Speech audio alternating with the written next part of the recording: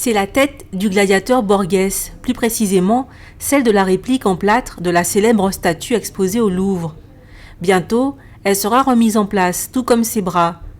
C'est sa première vraie restauration depuis sa fabrication au XIXe siècle.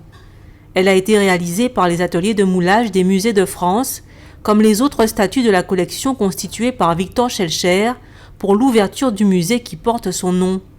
Une quinzaine de reproductions d'œuvres connues, représentatives des courants artistiques de l'Antiquité.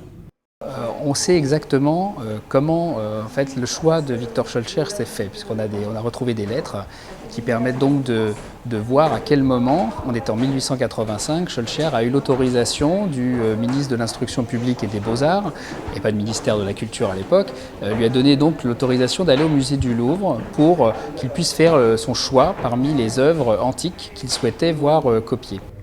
Le musée Schellscher est donc en chantier pour la semaine, le temps que 2 restaurateurs indépendants venus de Paris réhabilitent 4 statues qui ont subi les outrages du temps.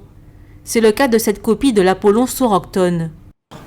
Il manquait sur cette œuvre le bras gauche, le bras droit, la tête du lézard et le pénis de la sculpture. Donc nous sommes venus les remettre en place en les ensemblant au moyen d'armatures, en les collant.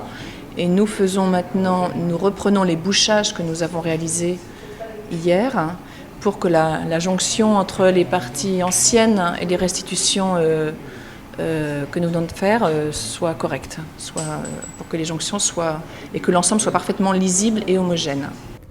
Depuis leur arrivée, les statues ont aussi été badigeonnées avec du lait de chaux, ce qui leur donne une couleur grisâtre et poussiéreuse.